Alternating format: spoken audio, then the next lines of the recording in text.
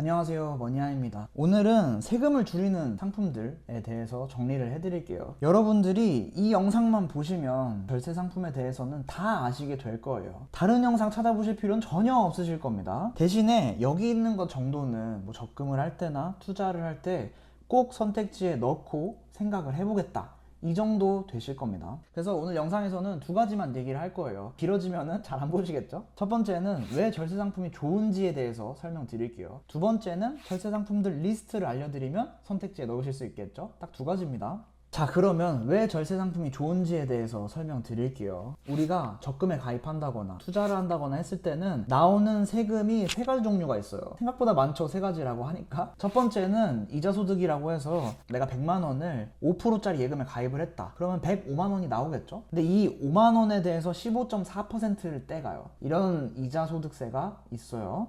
두 번째는 이런 금융소득을 종합해서 2천만 원이 넘어가면 금융소득을 종합해서 과세를 해요. 금융소득 종합과세라고 합니다. 주식 투자를 해서 1천만 원이 나오고 예금을 들어서 이자가 1천만 원이 나오고 쳐서 2천만 원이 넘겠죠? 그러면 금융소득 종합과세에 해당하게 됩니다. 아마 나는 그렇게 되지 않을 것 같은데 하실 수 있는데, 예금을 5년치씩 10년치씩 든다거나 ELS라는 투자하는 상품에 뭐 3년씩 가입을 한다거나 투자를 좀 잘해가지고 소득이 좀 늘어난다거나 하면은 충분히 금융소득 종합과세에 해당되실 수 있어요. 그리고 세 번째는 금융소득도 1천만 원이 넘어가면 건보료가 인상되기 시작을 해요. 건보료도 세금은 아니지만 어쨌든 요금이니까 세금처럼 부과가 되고 있죠. 그래서 이 세 가지가 여러분들이 앞으로 걱정하셔야 될 과세 되는 것들이에요. 그리고 여기서 한 가지만 더 얘기를 할게요. 제가 절세 상품이라고 통틀어서 얘기를 했는데, 절세라는 상품, 절세라는 말 안에는 비과세가 되는 상품이 하나가 있고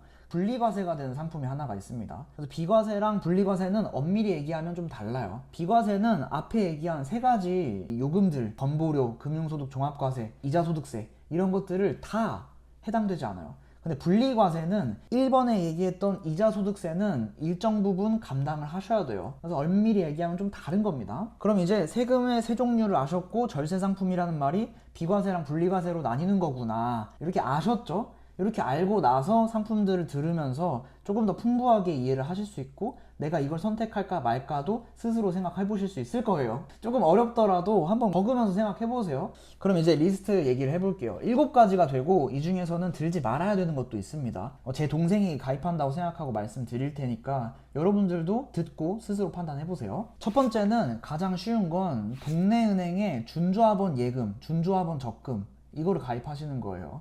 세금우대 적금이나 세금우대 저축이라고 부르기도 합니다. 동네마다 달라요. 동네은행들은 어디가 있냐면 농협, 수협, 신협, 새마을금고, 이런 곳들, 뭐 축협, 이런 동네은행들, 이런 곳들을 이제 제가 동네은행이라고 불러요. 여기서는 준조합원에 가입을 할 수가 있고, 그러면 예금이나 적금을 가입할 수 있습니다. 3천만 원 한도고 준조합원 가입비나 이런 거를 조금 부담을 하셔야 될 수도 있어요. 뭐 5천 원, 만 원, 혹은 없는 데도 있고요. 그리고 이제 성인부터 가입할 수 있어요. 그러다 보니까 가족들이 오셔가지고 4인 가족이다 그러면 3천만 원씩 네 분이 드는 거죠. 요런 전략을 실행해 보실 수도 있어요.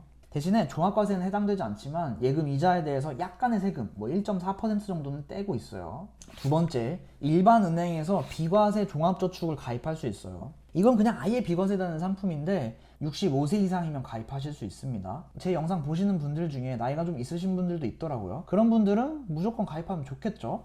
세 번째, 은행이나 증권사에서 ISA 계좌를 가입하실 수 있어요. 증권사에서 가입하셨으면 좋겠어요. 이 ISA 계좌는 제가 이전 영상에서 비과세 맞는 통장이라고 부르기도 했는데 매년 2천만 원씩 최대 1억까지 들어갈 수 있어요. 그리고 의무 가입 기간이 3년 있습니다. 이건 단점이죠. 그래서 비과세가 어떻게 되냐면 수익이 200만 원까지는 비과세가 되고 200만 원 이후에는 분리과세가 돼요. 아까 이제 설명드린 거 기억나시죠? 그래서 이 ISA 계좌에 가입을 하면은 꽤 많은 이제 세금적인 리스크를 없앨 수 있구나, 이렇게 정리할 수 있습니다. 그리고 소득이 5천만 원 이하다 하면은 서민형이라는 걸 가입할 수 있고 비과세 범위가 약간 더 늘어나요. 400만 원까지 늘어납니다. 그리고 제가 ISA 계좌는 뭐 정기예금도 가입할 수 있고 투자도 할 수 있는데, 정기예금에는 안 가입하셨으면 좋겠다라고 한 영상도 있으니까 참고를 해보세요. 아마 이 영상 보시는 분들 중에 예적금만 좋아하시는 분들도 계실 테니까 그 영상을 보시고 이거에 대한 생각을 정리해 두셨으면 좋겠습니다. 그 다음에 이제 넘어가서 증권사에서만 가입할 수 있는 상품도 있어요. 여기서부터 이제 증권사로 넘어가셔야 돼요. 리츠 투자도 리츠 통장을 활용하면 절세 혜택을 누릴 수 있어요. 리츠 투자라는 건 뭐냐면 부동산에 투자를 할 때 이거를 주식 투자처럼 투자할 수 있게 만들어 둔 거예요. 부동산도 되고 분리과세도 되니까 꽤 나쁘지 않은 선택이 되는 거죠. 그래서 분리과세는 어느 정도냐면 9%만 세금을 내면 돼요. 15.4%에서 9%로 줄었으니까 어쨌든 절세 혜택이 있는 거죠. 게다가 분리과세니까 금융소득 종합과세나 건보료 오르는데 해당되지 않습니다. 대신에 단점은 3년은 초과 보유를 하셔야 돼요. 그리고 이건 조금 귀찮은 게 내가 계좌를 만들어 가지고 여기에 리츠 투자를 한 다음에 이거는 분리과세 계좌로 지정해 주세요 하고 증권사에다가 전화를 넣어 두셔야 돼요. 영업점에 방문을 하시거나. 제가 알고 있기로 몇몇 증권사는 어플에서도 이거 지정을 할 수가 있는데 대부분 아닌 걸로 알고 있어요. 그래서 리츠 투자는 배당도 꽤 많이 주기 때문에 여러분들이 관심을 많이 가지실 거예요. 이전 영상도 있긴 한데 새로 리뉴얼을 해야 될 것 같아서 리뉴얼로 영상을 한번 더 찍어 볼게요. 그 다음에 이제 금투자도 투자하는 방법에 따라서 절세 혜택을 더 크게 누리실 수도 있어요. 제가 추천하는 방법은 공공기관에서 운영하는 KRX 금시장을 이용을 하는 거예요.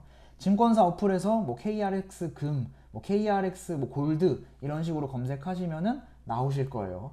이것도 리츠 투자랑 마찬가지로 따로 계좌를 분리를 하셔야 돼요. 근데 이제 금투자는 뭐 부가가치세도 있고 수수료도 있고 이렇게 절세도 있고 하다 보니까 뭐 인출할 때 돈 나오냐 마냐 뭐 이런 것도 있어요. 그래서 좀 복잡하기 때문에 제가 금투자 6가지 비교한 영상이 있거든요. 그것도 이제 썸네일 바꿔 놓을게요. 찾아보시기 쉽게. 그 영상도 참고를 해보세요. 좀 복잡하기 때문에 지금 설명하면 영상이 너무 길어질 것 같아요. 지금도 말 좀 빠르지 않나요? 그 다음에 이제 6번째로 넘어가서 달러 투자도 비과세가 됩니다. 이제 가장 쉽게 접근하실 수 있는 게 달러 RP예요. 이것도 증권사 어플에서 RP 혹은 달러 RP, 외화 RP 이런 식으로 검색하시면 나올 거예요. 달러 투자는 조금 더 이해를 하셔야 되는데 달러 투자를 이제 내가 진행을 했다. 그러면 기대할 수 있는 수익이 2가지예요. 첫 번째는 환차익이라는 게 있어요. 환율에 투자를 해서 차익이 생기면은 이익을 본다 뭐 이런 뜻이에요. 조금 더 구체적으로 예를 들자면은 달러가 1,000원일 때 사서 1,200원일 때 파는 거, 이게 환차이익입니다. 반대면 환차손이라고 하겠죠. 그리고 두 번째 수익은 이자 수익이라는 게 나와요. RP에 투자를 하면은 예금 이자처럼 약간의 이자가 나옵니다. 그래서 엄밀하게 얘기하면 달러 투자는 환차익에 대해선 비과세가 돼요. 이자 수익은 과세가 됩니다. 그 다음 6번째로 청년 무슨 상품들은 대부분 다 비과세가 됩니다. 상식적으로 알아두세요. 뭐 청년 우대 청약통장이라든지 청년통장이라든지 뭐 청년 희망적금, 청년 도약계좌 이런 애들은 뭐 조건이 있거나 없거나 좀 다를 수는 있지만 대부분 비과세 상품들이에요. 비과세 상품을 네이버에 검색을 하거나 구글링을 하시거나 유튜브에 검색을 하시면 함정이 하나가 있는데 비과세 저축보험이라는 것도 비과세 상품이다. 뭐 비과세 상품 중에 뭐 이런 상품이 있다. 변액보험도 마찬가지예요. 그런데 결론부터 얘기 드리면 보험으로 저축하는 것들은 매우 비효율적입니다. 그래서 얘네들은 10년을 유지하면 비과세가 된다는 조건들이 있는데 근데 보험은 처음 가입을 하실 때 사업비라는 걸 떼가요. 다시 말해서 우리가 이제 과세 같은 것들 세금을 줄이려고 하는 이유가 복리 효과를 크게 가져가서 나중에는 눈덩이를 엄청 굴리겠다 이런 거잖아요.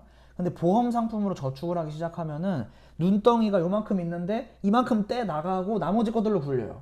눈덩이가 그대로 있는 사람이랑 떼 나가고 굴린 사람이랑 차이가 많이 생겨요. 초기에 사업비를 떼면.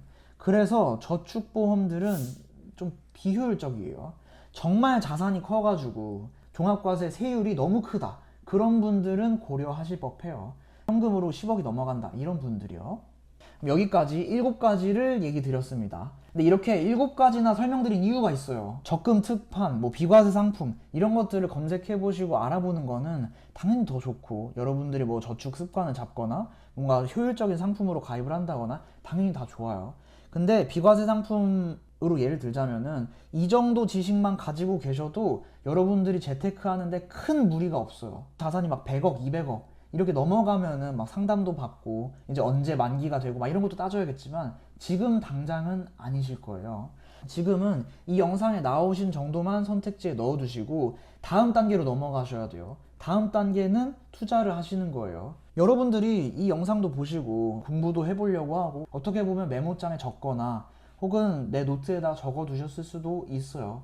이렇게 공부하신 거 보면은 충분히 잘하실 수 있고, 투자도 마찬가지로 전업 투자자처럼 막 엄청 대단하게 한다거나 막 재무제표 막 뜯어보고 이런 투자가 아니라 그냥 적당히 직장인으로서 혹은 본업이 있는 사람으로서 어느 정도 하실 정도만 하셔도 충분한 수준이 있어요. 그래서 다음 단계로 넘어가셨으면 좋겠다. 이 정도만 아시면 충분하다. 여러분들도 다 잘 하실 수 있다. 이렇게 말씀드리고 싶어요. 무슨 뭐 투자하면은 막 맨날 다 안 된다고 생각하고 본인의 한계를 본인이 정하는 경우가 많더라고요. 얘기하다 보니까 길어졌는데 영상 여기까지 하겠습니다. 말이 좀 빨랐나요? 행복한 하루 되세요.